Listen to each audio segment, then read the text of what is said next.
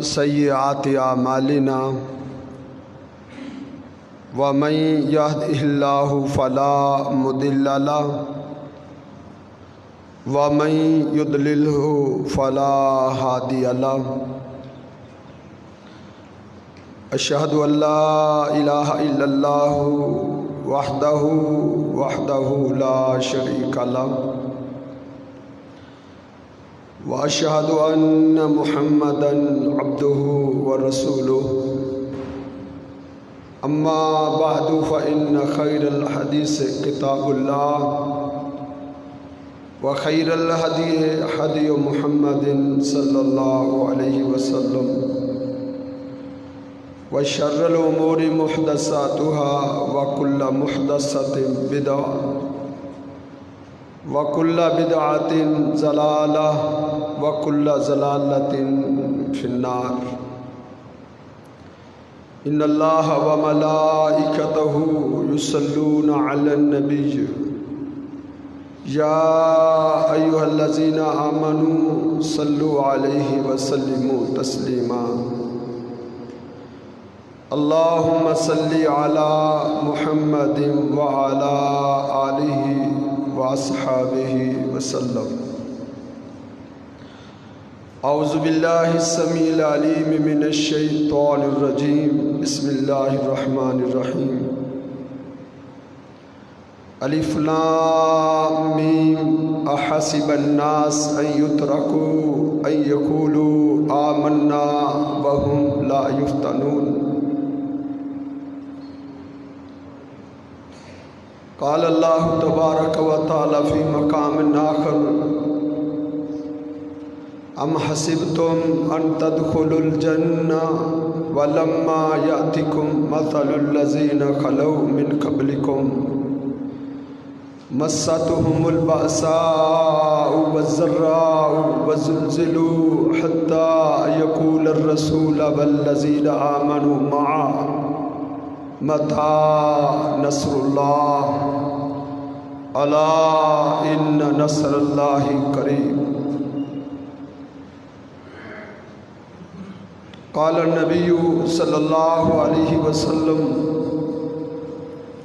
إن الإسلام بدأ قريبا وسيعود كما بدأ فطوبى للغرباء قيل من الغرباء قال الذين يصلحون حين أفسد الناس او كما قال النبي صلی اللہ علیہ وسلم۔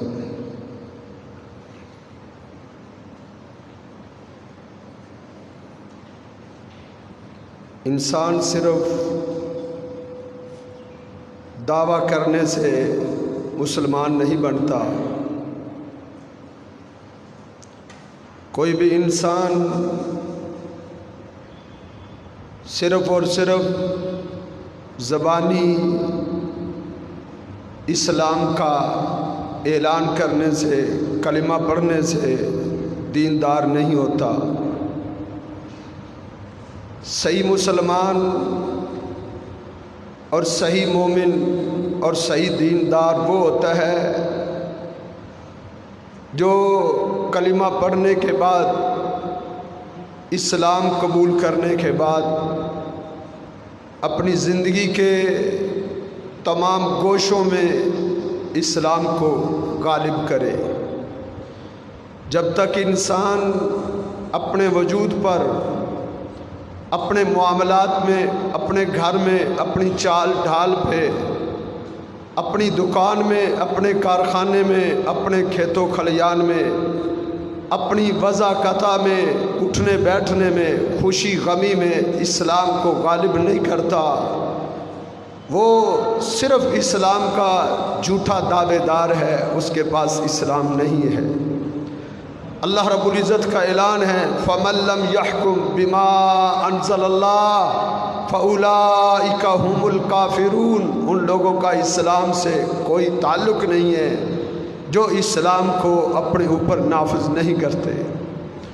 بات اسلام کے نفاذ سے بنے گی، بات اسلام پر عمل کرنے سے بنے گی، اور وہ عمل بھی پوری زندگی کے لیے ہو.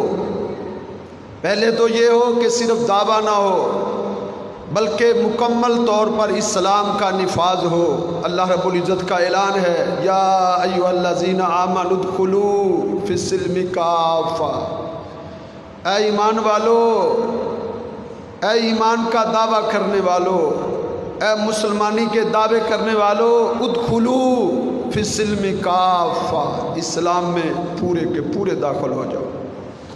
تمہاری وضع قطع بھی اسلامی ہونی چاہیے، تمہارا اٹھنا بیٹھنا بھی اسلامی ہونا چاہیے، تمہاری نشست و برخاست اسلامی ہونی چاہیے، تمہاری وضع قطع اسلامی ہونی چاہیے، تمہاری خوشی اور تمہاری غمی، تمہاری چال تمہاری ڈھال اسلام کے مطابق ہونی چاہیے. ادخلوا فی السلم کافہ، اسلام میں پورے کے پورے داخل ہو جاؤ.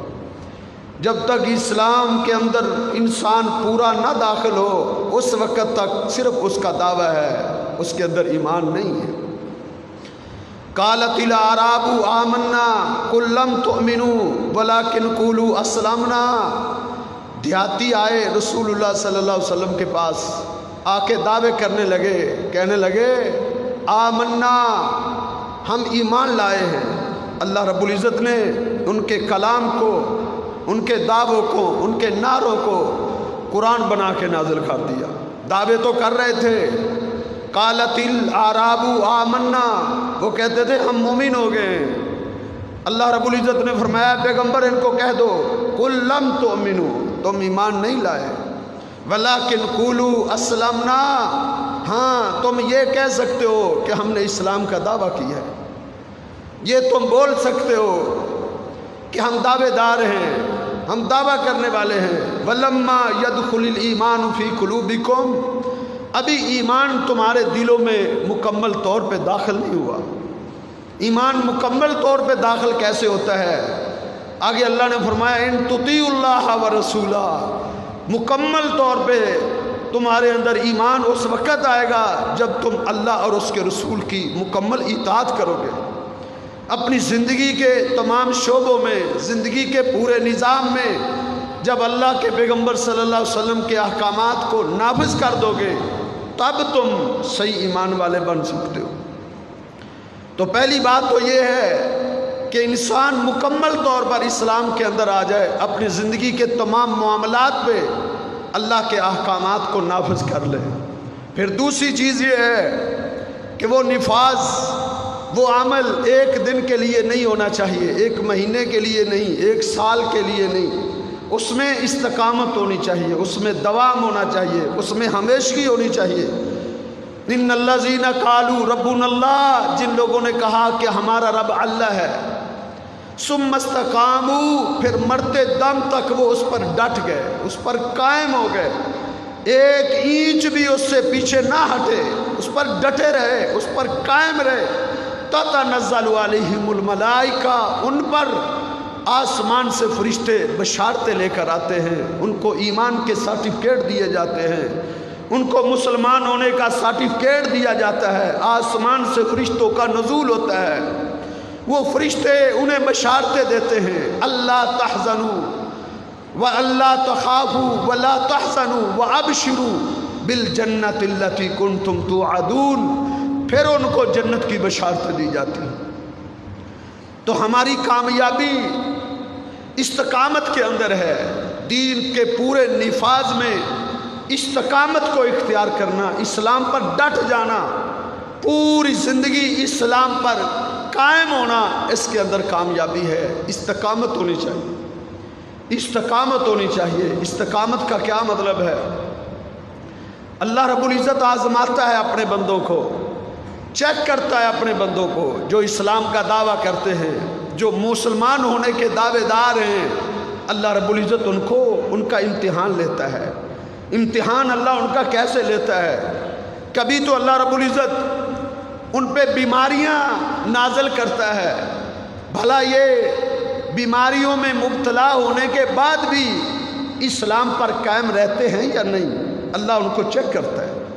کئی لوگ تو ایسے ہیں اسلام میں داخل ہوتے ہیں، کلمہ پڑھتے ہیں، اسلام کو اپنے اوپر نافذ تو کر لیتے ہیں، لیکن جب ان پر کوئی مصیبت آتی ہے، کوئی پریشانی آتی ہے، بیماری، تنگی، مصیبت آتی ہے، اسلام سے پھر جاتے ہیں، اسلام کو چھوڑ جاتے ہیں۔ یہ بھی ناکام لوگ ہیں۔ اللہ فرماتے ہیں وَلَنَبْلُوَنَّكُمْ بِشَيْءٍ مِّنَ الْخَوْفِ وَالْجُوعِ وَنَقْصٍ مِّنَ الْأَمْوَالِ۔ اللہ فرماتے ہیں میں تم کو آزماؤں گا۔ اے کلمہ پڑھنے والوں، اے ایمان کا دعویٰ کرنے والوں، اللہ فرماتے ہیں میں تمہیں آزماؤں گا۔ وَلَنَبْلُوَنَّكُمْ بِشَيْءٍ مِّنَ الْخَوْفِ، خوف دلاؤں گا۔ اسلام کو قبول کرنے میں بھی خوف آڑے آ جاتا ہے، خوف رکاوٹ بن جاتا ہے۔ بڑے لوگ ایسے ہیں، اسلام کی تاریخ بتاتی ہے کہ وہ صرف اس خوف سے کہ ہماری چودراہٹ نہ چلی جائے، صرف اس خوف سے ہماری حکومت نہ چلی جائے، صرف اس خوف سے کہ ہماری چودراہٹ نہ چلی جائے، ہمارا اقتدار نہ چلا جائے، وہ اسلام کو قبول نہیں کرتے۔ کچھ لوگ ایسے ہیں وہ اسلام میں اس وجہ سے نہیں آتے کہ وہ مصیبتیں برداشت نہیں کر سکتے، مخالفتیں برداشت نہیں کر سکتے۔ اللہ رب العزت فرماتے ہیں وَلَنَبْلُوَنَّكُمْ بِشَيْءٍ مِّنَ الْخَوْفِ، میں تمہیں آزماؤں گا۔ آزمائشیں آتی ہیں، جو آزمائشوں میں کھڑا ہو جاتا ہے، جو قائم ہو جاتا ہے، جو ڈٹ جاتا ہے، جو کوہ ہمالا پہاڑ بن جاتا ہے، وہ آدمی کامیاب ہے۔ اس کے لیے کامیابی کی اور جنت کی بشارتیں اس کو دی گئی ہیں جو استقامت اختیار کرتا ہے۔ جو پھسل جاتا ہے، معمولی سا مسئلہ ہوتا ہے، اسلام کے احکامات کو پامال کر دیتا ہے، اللہ کی شریعت کو پامال کر دیتا ہے، صرف اولاد کی محبت میں مجبور ہو کر یا اپنے خاندان اور قبیلے کی محبت میں مجبور ہو کر اللہ کی شریعت کا تمسخر، مذاق اڑاتا ہے، اس کے پاس کس چیز کا اسلام ہے، اس کے پاس کس چیز کا ایمان ہے؟ اسلام تو استقامت مانگتا ہے، استقامت۔ اللہ کے پیغمبر صلی اللہ علیہ وسلم نے صرف یہی نہیں کہتے تھے بھی بس مسلمان ہو جاؤ۔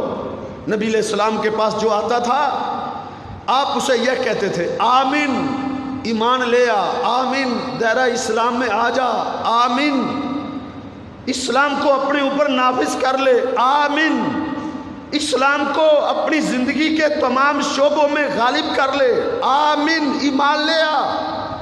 پھر آپ فرماتے ثم استقم، اب اس پر ڈٹ جا، اب استقامت اختیار کر، اب کسی کی محبت تجھے شریعت سے بغاوت کرنے پر مجبور نہ کر دے، اب تیرے اندر استقامت آنی چاہیے، مضبوطی ہونی چاہیے۔ ان الذین قالوا ربنا اللہ، جن لوگوں نے کہا کہ ہمارا رب اللہ ہے، ثم استقاموا، پھر وہ ڈٹ گئے، پھر انہوں نے استقامت اختیار کی، ایک بال برابر ان کو پیچھے نہیں ہٹا سکے، ایک بال برابر۔ نبی علیہ السلام کے پاس خباب بن ارت آئے تھے، اور کس حالت میں آئے تھے، کس کیفیت میں آئے تھے، آپ ان کی ہسٹری پڑھ کے دیکھیں، آپ ان کے مناقب پڑھ کے دیکھیں، آپ ان کے فضائل پڑھ کے دیکھیں، سیر اعلام النبلاء میں، حدیث کی کتابوں میں، تاریخ کی کتابوں میں خباب بن ارت کی وہ حالت پڑھ کے دیکھیں جب وہ اللہ کے پیغمبر صلی اللہ علیہ وسلم کے پاس آئے تھے۔ اس وقت اس کے جسم سے خون جاری تھا، اس کی کمر سے چربی پگھل چکی تھی، صرف ہڈیاں دکھائی دے رہی تھی، ہڈیاں۔ دشمنوں نے، کافروں نے اس کو آگ کے انگاروں پر لٹا کے کہتے تھے اسلام کو چھوڑ دے، دین کو چھوڑ دے، ہم تجھے چھوڑ دیں گے۔ بس وہ کہتا تھا یہ کبھی نہیں ہو سکتا، میں دین کو نہیں چھوڑ سکتا، میں اسلام کو نہیں چھوڑ سکتا، یہ میری کل کائنات ہے، یہی تو میری پونجی ہے، یہی میرا سرمایہ ہے، میں اس کو نہیں چھوڑ سکتا۔ انہوں نے آگ کے انگاروں کا بستر بنایا، کفار مکہ نے خباب بن ارت کو آگ کے انگاروں پر لٹا دیا، وہ چیختا تھا، چلاتا تھا، حسبنا اللہ ونعم الوکیل کہتا تھا۔ آگ جب بجھ گئی تھی اور وہ آگ خباب بن ارت کی چربی نے بجھائی تھی، چربی نے، نبی علیہ السلام کے پاس سیدھا آیا، کہتا اللہ کے رسول اللہ تستنصر بنا، آپ ہمارے لیے اللہ سے مدد کیوں نہیں مانگتے؟ اللہ تدعو لنا، اللہ کے رسول آپ اللہ سے دعا کیوں نہیں کرتے؟ آپ ہمارے لیے دعا کریں، اللہ ہمیں غلبہ عطا کر دے، اللہ ہمیں قوت عطا کر دے، اللہ ان کافروں پر ہمیں طاقت عطا کر دے، یہ ہم پر ظلم نہ کر سکے۔ اللہ کے حبیب دیکھو، آل یاسر کو مارا جا رہا ہے، اللہ کے رسول بلال کو گرم ریت اور آگ لٹایا ہوا ہے، گلیوں میں گھسیٹا جا رہا ہے، میری حالت دیکھو۔ اللہ کے رسول آپ اللہ سے دعا کر دیں۔ نبی علیہ الصلوۃ والسلام کعبہ کی دیوار کے ساتھ ٹیک لگائے ہوئے بیٹھے تھے، آپ نے غصے سے کعبہ کے دیوار کی ٹیک چھوڑ دی تھی اور آپ کا چہرہ غصے سے سرخ ہو گیا تھا۔ آپ کہنے لگے، خباب بس تمہارے اندر اتنی ہمت تھی، بس تمہارے اندر اتنی طاقت تھی، تمہارے اندر اتنا صبر تھا، بس تمہارے اندر اتنی استقامت تھی۔ تم سے پہلے جو لوگ تھے، کان الرجل فی من کان قبلکم، جو تم سے پہلے لوگ گزرے ہیں، پہلی امتیں گزری ہیں، پہلے لوگ ایمان کا دعویٰ کرنے والے گزرے ہیں، ان کو تو بڑا ستایا گیا تھا۔ ان کے لیے تو کیا کیا جاتا تھا، یوفر لہ فی الارض، خباب زمین میں گڑھا کھودا جاتا تھا، اس گڑھے میں اس کو اتارا جاتا تھا، ناف تک اس گڑھے میں اس کو دفن کر دیا جاتا تھا۔ ثم یؤتی بالمنشار، خباب پھر آری منگوائی جاتی تھی، اس آری کو یوضع علی راسی، اس کے سر پہ رکھا جاتا تھا، خباب اس آری کو پھر جلایا جاتا تھا، اس آری کے ساتھ اس کے جسم کے 2 ٹکڑے کر دیے جاتے تھے۔ فلا یصدہ عن دینہ، خباب یہ ظلم بھی اس کو اس کے دین سے پھیرنے پر مجبور نہیں کرتا تھا۔ ان کے اندر ثابت قدمی کی، استقامت کی ایسی داستانیں تھی، ایسی مضبوطی تھی ان کے اندر، ایسی قوت تھی، ان کے پاؤں ایسے مضبوط تھے کہ اس قسم کا ظلم اور تشدد بھی ایک لمحے کے لیے ان کو دین پر پھرنے پر مجبور نہیں کر سکا تھا۔ خباب کچھ ایسے لوگ تھے جن کو کھڑا کیا گیا، لوہے کی کنگھیاں منگوائی گئی، لوہے کی کنگھیوں کے ساتھ ان زندہ کو کھڑا کر کے ان کی ہڈیوں سے ان کے گوشت کو نوچ کے الگ کر دیا گیا۔ فلا یصدہ عن دینہ، یہ چیز بھی ان کو ان کے دین سے روک نہیں سکی تھی۔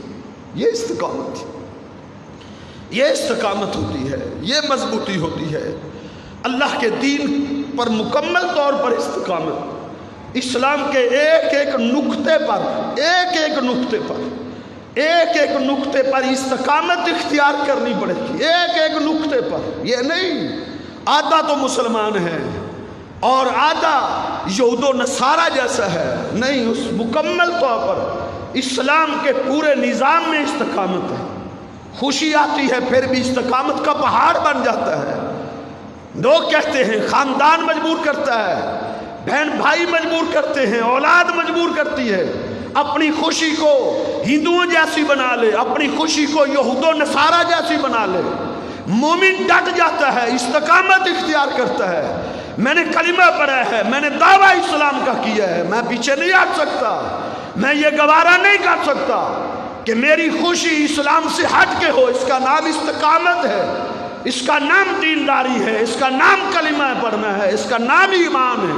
ہم کہاں پھرتے؟ ہم نے دین کس چیز کو سمجھ لیا؟ ایک ایک نقطے پر لوگ کٹ گئے تھے۔ اللہ رب العزت نے فرمایا، احسب الناس ان یترکوا ان یقولوا آمنا وهم لا یفتنون، لوگوں نے کیا سمجھ لیا ہے؟ لوگ غلط فہمی میں مبتلا ہو گئے ہیں، لوگ مغالطے میں ہیں، دھوکے میں مبتلا ہو گئے ہیں۔ وہ سمجھتے ہیں مسلمانوں کے گھر پیدا ہوئے ہیں، ہمیں گڑتی مسلمانوں نے دی ہے، ہمارے کانوں میں مولوی صاحب نے اذان دی ہے، ہم مسلمان ہیں۔ نہیں، یہ دھوکہ ہے، یہ دھوکہ ہے۔ اسلام اور ایمان کیا ہے؟ دین کیا ہے؟ اللہ فرماتے ہیں، احسب الناس ان یترکوا ان یقولوا آمنا، کیا صرف اسلام کا دعویٰ کرنے پہ تمہیں چھوڑ دیا جائے گا؟ صرف کلمہ پڑھنے پر اکتفا کر لیا جائے گا؟ وہم لا یفتنون، کیا آزمائے نہیں جائیں گے؟ کیا آزمائشیں نہیں آئیں گی؟ کیا اللہ تعالیٰ امتحان نہیں لے گا؟ کیا اللہ رب العزت کسوٹی میں رکھ کے تولے گا نہیں؟ بھٹی میں ڈال کے اللہ پرکھے گا نہیں؟ پرکھتا ہے، اللہ چیک کرتا ہے یہ کتنا مسلمان ہے۔ اور وہ امتحان کئی شکلوں میں ہوتا ہے، کئی شکلوں میں۔ خوشی آتی ہے، یہ امتحان ہوتا ہے بندے کا کہ یہ کتنا کو دین پر قائم رہتا ہے۔ بندے پر غمی آتی ہے، بندے کا امتحان ہوتا ہے کہ یہ کس قدر اپنے دین پر قائم ہوتا ہے، کس قدر یہ استقامت اختیار کرتا ہے۔ ایک ایک نقطے پر جب تک وہ استقامت اختیار نہیں کرتا، اس وقت تک یہ بندے کا دعویٰ اسلام جھوٹا ہے، اس وقت تک اس کا اسلام نہیں ہے۔ اسلام تب ہے جب اس پر وہ ڈٹ جائے گا، ڈٹ استقامت اختیار کرے گا۔ وہ موسیٰ علیہ السلام کے مقابلے میں جو جادوگر آئے تھے، وہ صبح دم جادوگر تھے۔ عبداللہ ابن عباس فرماتے ہیں کیسے خوش نصیب لوگ تھے، کیسے عظیم لوگ تھے۔ جب وہ صبح دم آئے تھے موسیٰ علیہ السلام کے مقابلے میں، تو وہ جادوگر تھے، وہ کافر تھے، لیکن ابھی سورج غروب نہیں ہوا تھا، وہ اسلام میں داخل بھی ہو گئے تھے۔ انہوں نے کلمہ بھی موسیٰ علیہ السلام کا پڑھ لیا تھا، انہوں نے اپنے وجود پر اسلام کو نافذ بھی کر لیا تھا، اور شام کا سورج ڈھلنے سے پہلے وہ جنت میں بھی داخل ہو گئے تھے، جنتوں کے مالک بھی بن گئے تھے۔ فرعون انہیں کہنے لگا تم میری اجازت کے بغیر مسلمان ہو گئے ہو، میں تمہیں لٹکا دوں گا، سولیوں پہ چڑھا دوں گا، تمہارے ہاتھ پاؤں مخالف سمت میں کاٹ دوں گا، باز آ جاؤ تم۔ انہوں نے کیا کہا تھا؟ انہوں نے کہا تھا قالوا لا زیر، یک زبان بولے تھے، سینکڑوں کی تعداد میں تھے، سینکڑوں کی تعداد میں یک زبان انہوں نے کہا تھا۔ پوری دنیا کے جادوگر اس نے چونکہ اکٹھے کیے ہوئے تھے۔ قالوا لا زیر، انہوں نے کہا فرعون کوئی پرواہ نہیں ہے، تو جو چاہے کر لے، کیا کر سکتا ہے تو؟ فرعون تو کیا کر سکتا ہے؟ تو کچھ نہیں کر سکتا، تو صرف اتنا کر سکتا ہے کہ ہماری دنیا کی زندگی ختم کر دے گا، تو ہمیں مار سکتا ہے، اس سے تو زیادہ کچھ نہیں کر سکتا۔ وہ کٹ گئے تھے، فرعون نے ان کے ہاتھ اور پاؤں مخالف سمت سے کاٹ دیے تھے، کوئی پرواہ نہیں کی تھی۔ یہ استقامت ہے۔ ان الذین قالوا ربنا اللہ ثم استقاموا، جنہوں نے کہا ہمارا رب اللہ ہے، پھر اس پر ڈٹ گئے، استقامت اختیار کی، یہ وہ لوگ ہیں جن پر آسمان سے فرشتے نازل ہوتے ہیں، ان کو سلامی پیش کرتے ہیں، ان کو ان کے اسلام اور ان کے ایمان پر مبارکبادیں پیش کرتے ہیں۔ استقامت ہونی چاہیے، استقامت اسلام کے ایک ایک نقطے پر ہونی چاہیے، ایک ایک نقطے پر، ایک ایک نقطے پر ہمارے اسلاف نے استقامت اختیار کی ہے۔ امام مالک علیہ رحمہ، ان کو وقت کے بادشاہ نے، حالانکہ عالم مدینہ تھے، وقت کے بادشاہ نے اس کے منہ کو کالا کیا، گدے پر بٹھایا، اور مدینے کے گلیوں میں چکر لگوایا جا رہا ہے۔ مدینے کی گلیوں میں غلطی کیا تھی؟ ایک نقطے پر بس کھڑا ہونا تھا، ایک نقطے پر۔ وقت کے بادشاہ نے مفتیوں سے فتویٰ مانگا تھا، کیونکہ وہ کسی آدمی کو مجبور کر رہا تھا کہ اپنی بیوی کو طلاق دے دے۔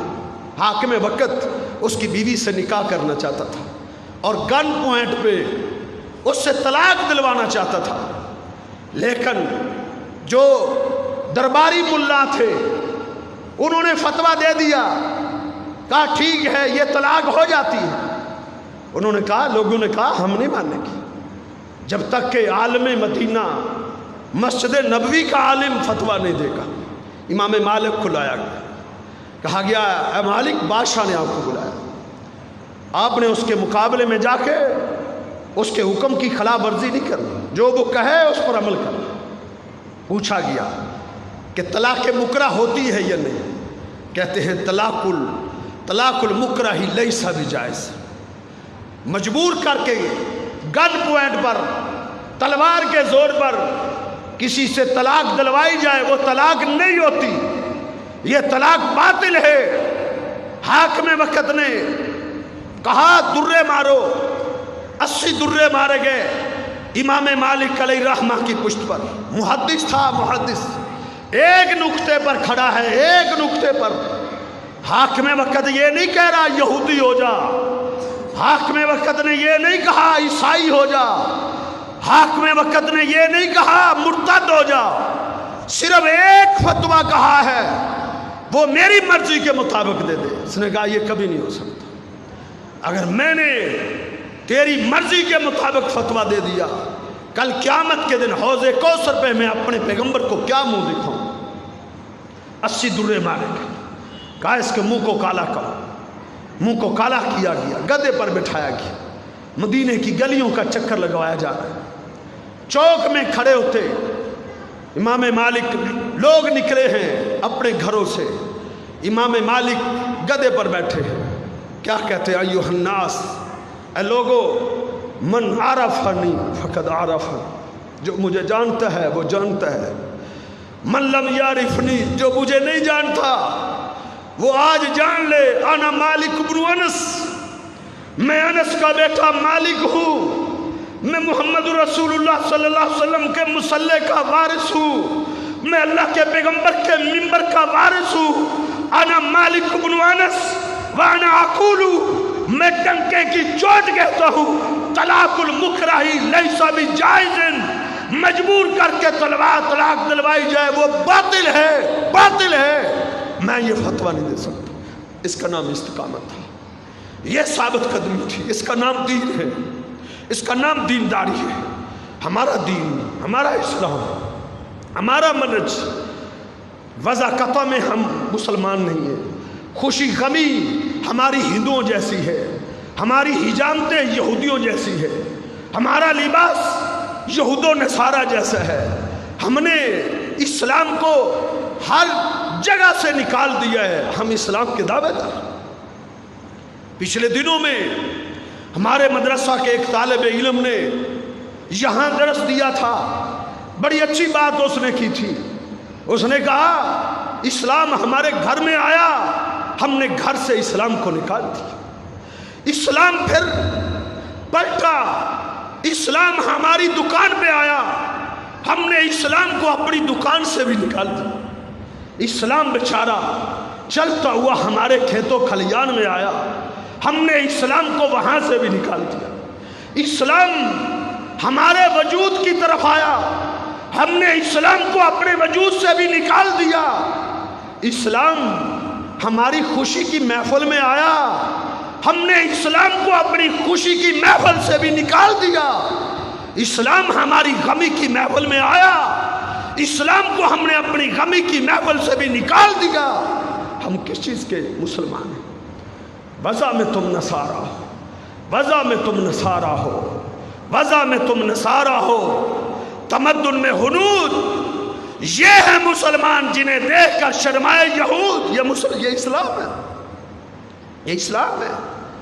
بدا الاسلام غریبا وسیعود کما بدا، اللہ کے پیغمبر صلی اللہ علیہ وسلم نے کہا تھا، جب اسلام کا آغاز ہوا تھا، جب اسلام شروع ہوا تھا، اس وقت اسلام بیچارہ اجنبی تھا، اس وقت اسلام کی یہ حالت تھی۔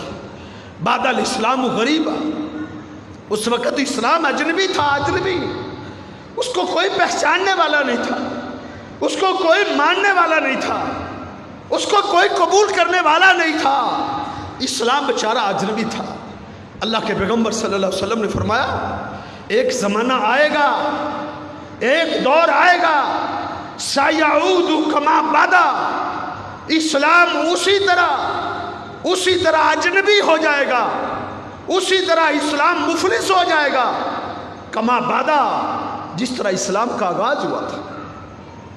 آج دیکھیں، آج اسلام بیچارہ اجنبی ہے، آج اسلام بیچارہ اجنبی ہے، اجنبی۔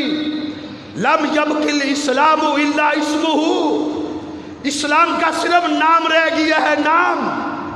آج ہم نام کے مسلمان ہیں، نام کے، عمل کے مسلمان ہوتے ہماری وضع قطع میں اسلام نظر آتا، عمل کے مسلمان ہوتے ہمارے گھروں میں اسلام نظر آتا، ہم عمل کے مسلمان ہوتے ہماری دکان، فیکٹری، کارخانے، ہمارے کاروبار میں اسلام نظر آتا. ہم عمل کے مسلمان ہوتے، ہمارے کھیتوں کھلیان میں اسلام نظر آتا.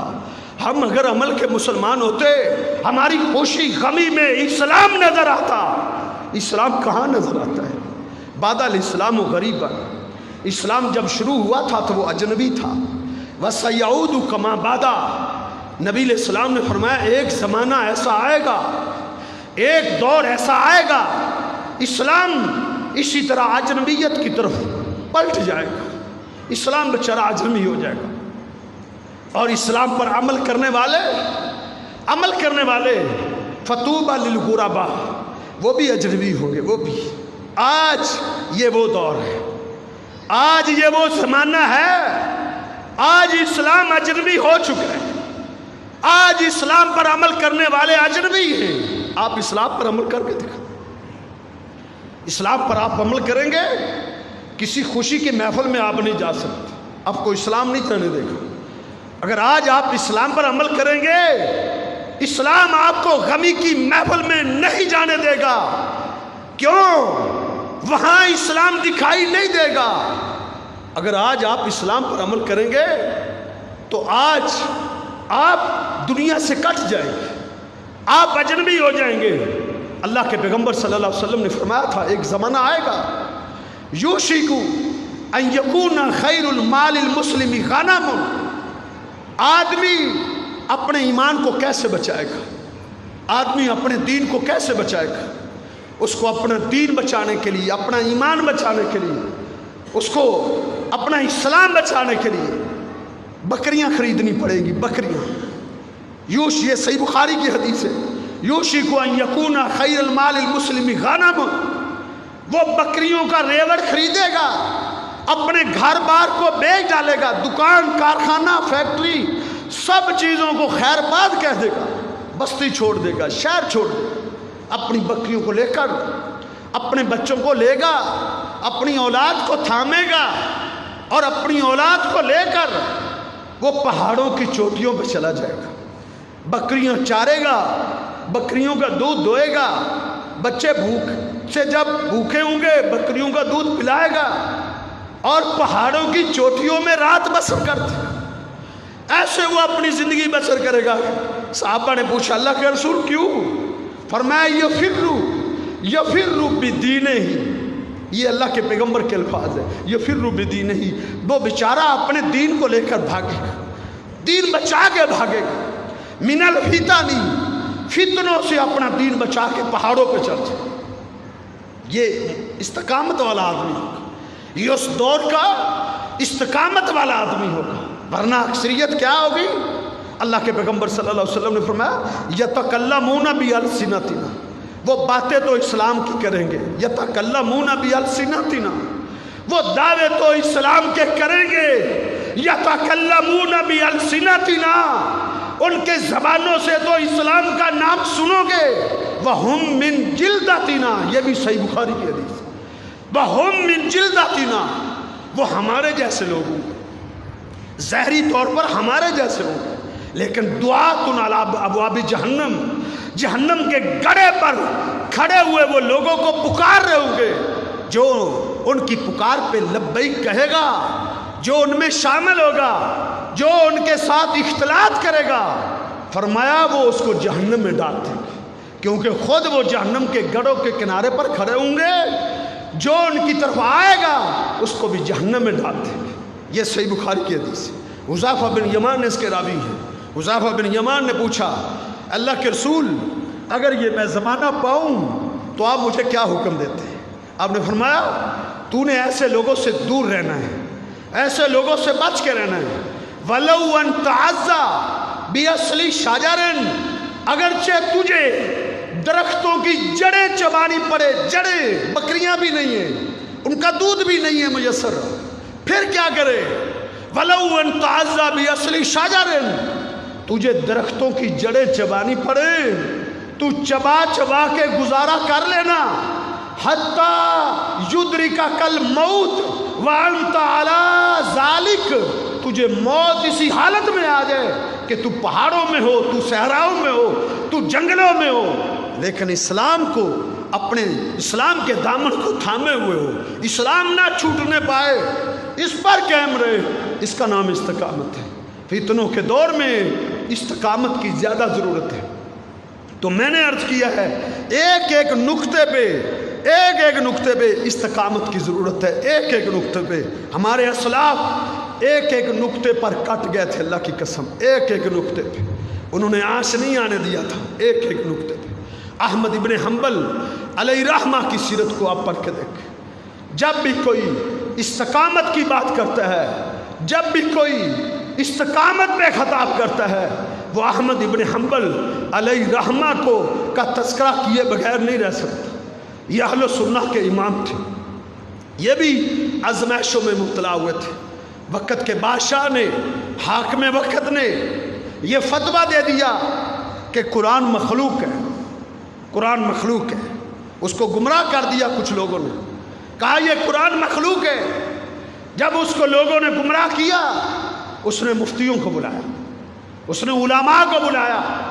مولوی کچھ لالچ میں آ گئے، کچھ اس کی تلوار کی ہیبت سے ڈر گئے۔ اس نے کہا جو اس کے مطابق فتویٰ نہیں دے گا میں اس کی گردن کاٹ دوں۔ اور وہ لوگ جو کچھ لالچ میں آ گئے، کچھ خوف سے ڈر گئے، انہوں نے فتویٰ دے دیا۔ احمد ابن حنبل علیہ رحمہ کو بلایا گیا، کہا آپ قرآن کو کیا کہتے ہیں؟ انہوں نے کہا القرآن کلام اللہ، قرآن میرے خالق و مالک کا کلام ہے، میرے رب کا کلام مخلوق نہیں ہوا کرتا۔ القرآن کلام اللہ، قرآن اللہ کا کلام ہے، یہ مخلوق نہیں۔ اس نے کہا پھر تجھے جیلوں میں ڈالا جائے گا۔ کہا کوئی پرواہ نہیں۔ اس نے اپنے مولویوں کو کھڑا کیا، مولویوں نے اپنے دلائل دیے۔ پھر احمد ابن حنبل اٹھے، کتاب و سنت سے انہوں نے قرآن کی آیات اور حدیث سے دلائل کی بارش برسا دی۔ لیکن وقت کا بادشاہ ڈٹا ہوا تھا۔ اس نے کہا احمد ابن حنبل کو جیل میں ڈال دو۔ جیل میں ڈالا گیا اور درے مارے گئے، سزائیں دی گئی۔ اتنے بھاری بھرکم درے مارے جاتے تھے، اتنے بھاری بھرکم۔ امام بخاری علیہ رحمہ نے لکھا، کہا ہم ایک دفعہ بغداد گئے تو ہم بغداد کی جیل میں چلے گئے۔ ہم نے کہا ہمیں وہ درہ دکھایا جائے، وہ کوڑا دکھایا جائے جو احمد ابن حنبل کی پشت پر مارے جاتے تھے، اور اسے کہا جاتا تھا کہ تو کیا ہے، قرآن مخلوق ہے؟ وہ کہتا تھا نہیں، القرآن کلام اللہ، قرآن اللہ کا کلام ہے۔ امام بخاری علیہ رحمہ فرماتے ہیں جب ہم بغداد کی اس جیل میں داخل ہوئے، ہم نے اس درے کو دیکھا، ہماری چیخ نکلی۔ وہ اتنا بھاری بھرکم درہ تھا، اگر ہاتھی کی پشت پر بھی وہ مار دیا جاتا وہ اٹھنے کے قابل نہیں رہ سکتا تھا۔ اتنے بھاری بھرکم دروں سے اس کو مارا گیا۔ لیکن اہل سنہ کا یہ امام، یہ پہاڑ بن گیا استقامت کا۔ اہل حدیثو یہ تمہارے اسلاف تھے، اہل حدیثو یہ تمہارے اکابر تھے، اہل حدیثو یہ تمہارا مستقبل، یہ تمہارا تھا، یہ تمہارا ماضی ہے، یہ مسلمان تھے، ہم نے ان کے نقش قدم پہ چلنا تھا، ہم ایسے اہل حدیث ہم نے بننا تھا، ایسے حدیث۔ آج ہمیں تو اتنے درے بھی نہیں مارے جا سکتے، ہم اپنے خاندانوں کے مقابلے میں کھڑے بھی نہیں ہو سکتے، کھڑے بھی نہیں ہو سکتے کہ ہم شیطانی کام نہیں کر سکتے، ہم اپنے رب کو ناراض کرنے والا کام نہیں کر سکتے، ہم اپنی خوشی میں ڈھول باجا بیسری نہیں لا سکتے، ہم اس سے بائیکاٹ کرتے ہیں۔ ہمارے اندر جرأت مر گئی ہے، بہادری مر گئی ہے، ایمان مردہ ہو گیا۔ یہ تمہارے آباء و اجداد تھے، یہ تمہارے اکابر تھے، اتنے بھاری بھرکم درے مارے گئے۔ ماں احمد ابن حنبل علیہ رحمہ کو جو لوگ درے مارتے تھے حاکم وقت کے حکم پر، میں نے ان کا کلام آج پڑھا ہے۔ لوگ ان سے پوچھا کرتے تھے تو احمد ابن حنبل کو کیسے درے مارتے تھے؟ درے مارنے والوں میں سے ایک آدمی تھا ابو ذر اس کا نام تھا۔ وہ مکے میں گیا लोगों ने उसको घेर लिया, कहा ये वो जालिम है जो बादशाह के हुक्म पर, ये वो जल्लाद है जो बादशाह के हुक्म पर अहमद इब्ने हंबल की पुश्त पर दुर्रे मारता था। लोगों ने उससे पूछा तुम दुर्रे मारते थे? उसने कहा हाँ, मैं मजबूर था, मुझे बादशाह ने हुक्म दिया था। लोगों ने पूछा हमें यह तो बताओ अहमद इब्ने हंबल पर दुर्रे कैसे बरसाए जाते थे? उसकी आंखों में आंसू आ, उसने कहा बादशाह ने एक दफा 150 नौजवानों को बुलाया, 150 नौजवानों को बुलाया, सबको इकट्ठा किया और सबको कहा कि बारी बारी हर नौजवान अहमद इब्ने हंबल की पुश्त पर एक दुर्रा मारे, हर नौजवान बस एक मारना है। क्यों? क्योंकि पहली ज़रब इंसान जब मारता है उसमें ताकत ज़्यादा होती है, दूसरी ज़रब मारता है तो ताकत कम हो जाती है। इसलिए उसने कहा हर नौजवान एक दुर्रा मारेगा, एक। अबू ज़र ये जल्लाद कहते हैं कि एक एक आता गया, वो एक एक दुर्रा पूरी कुव्वत के साथ, पूरी तवानाई के साथ अहमद इब्ने हंबल की पुश्त पर बरसाता गया। इस तरह 150 आदमियों ने एक दिन में अहमद इब्ने हंबल की पुश्त पर दुर्रे मारे। कुछ आदमी जब दुर्रे मार लेते थे अहमद इब्ने हंबल पर गशी का दौरा पड़ जाता था। बादशाह कहता था रुक जाओ, इसको होश में आने दो। अहमद इब्ने हंबल होश में आते, फिर दूसरी टोली भेजी जाती, फिर बेहोश हो जाते, फिर तीसरी टोली बुलाई जाती। कहा एक दिन में 150 आदमियों ने अहमद इब्ने हंबल की पुश्त पर दुर्रा मारा। 2 बादशाहों ने मारा था, 2। एक बादशाह चला के दुनिया से रुखसत होकर मर गया, दूसरा हुक्मरान आया उसने भी मारा, तीसरा हुक्मरान आया उसने भी तशद्दुद किया, उसके दिल में रहम आ गया। उसने कहा कई सालों से मार खा रहा है, इससे पूछूं तो सही, जरा इसकी बात तो सुन, शायद ये सही हो, शायद मेरे बड़ों को गलती लगी, इसकी बात तो सुन। उसने जल्लाद को कहा जाओ अहमद इब्ने हंबल को जेल से निकाल के लो। अहमद इब्ने हंबल को बेड़ियों समेत जेल से निकाला गया, बादशाह के सामने खड़ा किया गया। बादशाह ने पूछा ऐ अहमद तू क्यों नहीं मारता, कुरान मखलूक है। अहमद इब्ने हंबल कहने लगे या अमीर अल मोमिनीन इतनी बिशैइन मिन किताबिल्लाह औ बिसुन्नति रसूलिल्लाह। ऐ अमीर अल मोमिनीन अल्लाह की किताब से कोई दलील पेश कर दो, मोहम्मद रसूलुल्लाह की कोई हदीस पेश कर दो, अभी फतवा दे दो, अभी फतवा दे दो। हाकिम वक्त ने दरबारी मुल्लाओं को बुला लिया, आ गया। उन मुल्लाओं का एक सरदार, उसका नाम भी अहमद था, अहमद बिन अबी दाऊद उसका नाम था। ये अहमद इब्ने हंबल थे, वो अहमद बिन अबी दाऊद था, अहमद बिन अबी दाऊद, उसका नाम भी अहमद था। इमाम अहमद उसको कहा करते थे तेरा नाम भी अहमद है, मेरा नाम भी अहमद है, अल फर्क बैनना व बैनकुम यौमल जनाइज़। जब अहमद इब्ने हंबल पे दुर्रे मारे जा रहे थे और वो दरबारी मुल्ला सामने खड़ा था, अहमद इब्ने हंबल कह रहे थे अल फर्क बैनना व बैनकुम यौमल जनाइज़। ऐ अहमद बिन अबी दाऊद तेरे और मेरे हक का पता फ़र्क उस वक्त चलेगा जब जनाजे उठेंगे, तेरा भी जनाजा उठेगा, दुनिया देखेगी, हमारा भी जनाजा उठेगा। हाफिज़ इब्ने कसीर अलैहि रहमा जैसे मुअर्रिख़ ने लिखा अल्लाह रब्बुल इज़्ज़त ने फिर ये करामत ज़ाहिर करवाई। अहमद इब्ने हंबल जब फौत हुए तो वक़्त के बादशाह ने वो जुमला नोट किया हुआ था, उसने वो सोचा हुआ था। उसने कहा 20 बंदे उसने भेजे, कहा जाओ उन लोगों को गिन के आओ جو احمد ابن حنبل کے جنازے میں شامل ہے. تاریخ دمشق میں موجود ہے. علامہ ابن عساکر نے لکھا ہے، میں نے آج پڑھا ہے کہ اس نے 20 بندے بھیجے. ہر رازو ان 20 بندوں نے ان کا اندازہ لگایا جو احمد ابن حنبل کے جنازے میں شامل ہوئے تھے.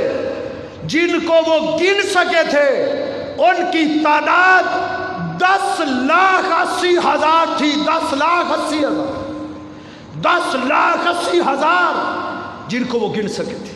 حافظ ابن کثیر علیہ رحمت لکھا دجلہ کی کشتیوں پر جن لوگوں نے جنازے پڑھے تھے ان کو تو گنا ہی نہیں جا سکا تھا، اور مکان کی چھتوں پر جنہوں نے جنازے پڑھے تھے ان کو تو گنا ہی نہیں جا سکا تھا. یہ تمہارا امام تھا، یہ تمہارے اکابرین میں سے تھا. اللہ نے اس کو کیسا صلہ دیا تھا. اور جب یہ مرا تھا احمد بن ابی داؤد، اللہ کی کرنی دیکھیں، اس کے جنازے میں 10 بندے بھی شامل نہیں ہوئے تھے. 10 بندے بھی. یہ درباری ملا تھا، درباری ملا. بادشاہوں کے چہروں کی سلوٹوں کو دیکھ کے فتوے دیا کرتا تھا. فرمایا فرق تو جنازے کے دن چلے گا. تو احمد ابن حنبل کے سامنے اس تیسرے بادشاہ نے، جس کا نام معتصم تھا، معتصم، اچھا بادشاہ ثابت ہوا تو پھر اچھا بادشاہ. ایک عورت کی پکار پہ اس نے رومیوں کو جا کے روند ڈالا تھا. ایک عورت کی پکار پہ اس عورت پہ ظلم ڈھایا گیا. اس نے کہا واہ معتصمہ، اے معتصم میری عزت لٹ گئی. اس وقت جو ظلم ڈھا رہے تھے وہ ہنسنے لگے، کہنے لگے ہاں تیری بات معتصم سنے گا. ابھی چت قبرے گھوڑے پر سوار ہو کے آ کے تیری عزت کو بچائے گا، ابھی آئے گا. کہہ کے مار کے ہنس رہے تھے. وہاں ایک مسلمان نے اس خاتون کی یہ پکار سنی جس کا صرف پردہ کھلا تھا، ابھی اس کے ساتھ سر سے چادر ہٹی تھی. اس نے کہا واہ معتصمہ، ہائے اے معتصم، اے مسلمانوں کے بادشاہ، میرا پردہ کھل گیا. مسلمان نے فوراً گھوڑے پر سوار ہوا. اس نے شام کا رخ کیا اور جا کے بادشاہ کو بتایا. کہا میں تیرے لیے ایک پیغام لے کر آیا ہوں. روم میں ایک خاتون کا آنچل چھینا گیا ہے، اس نے آواز دی ہے تجھے واہ معتصمہ. اور ان لوگوں نے کہہ کے مار کے مذاق کیے اس کو. کہا ہاں معتصم ابھی آئے گا، ابھی گھوڑے پر سوار ہوگا. معتصم بڑی عام میٹنگ میں بیٹھا تھا. اس نے کہا اٹھو، سب کو نکلنے کا حکم دو، جو پیچھے رہے گا اس کی گردن کاٹ دو. ابھی نکلو، ابھی سوار ہو. ابھی اس بہن کی عزت کو بچانے کے لیے ہم نے ان کو روندنا ہے.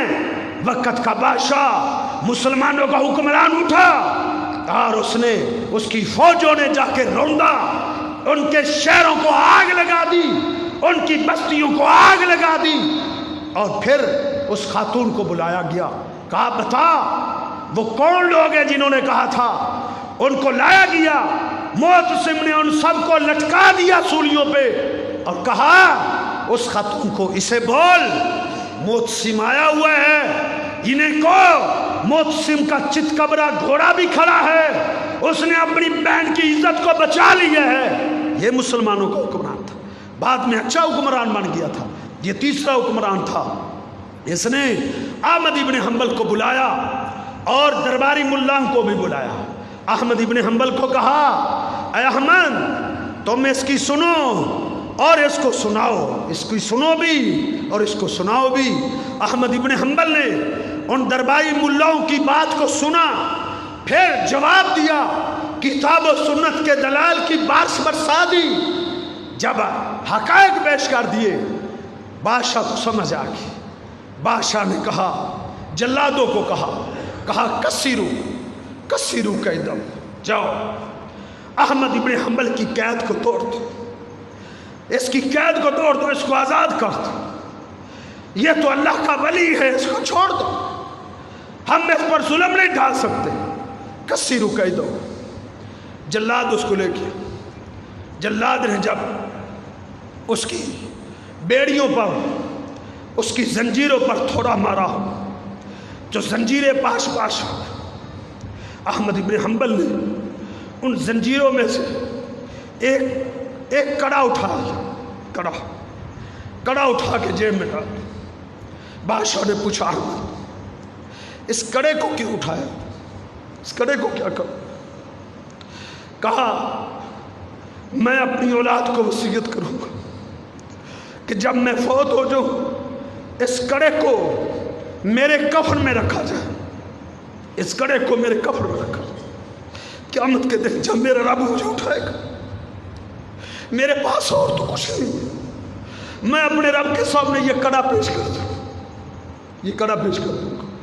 میں کہوں گا میرے رب تیرے کلام کی حفاظت کے لیے، تیرے دین کی حفاظت کے لیے میں کئی سال تک ان کڑوں میں بند رہا ہوں، میری پشت پر دھوڑے مارے جاتے ہیں. یہ استقامت تھی. مسلمانوں ایمان والے بن جاؤ، دیندار بن جاؤ.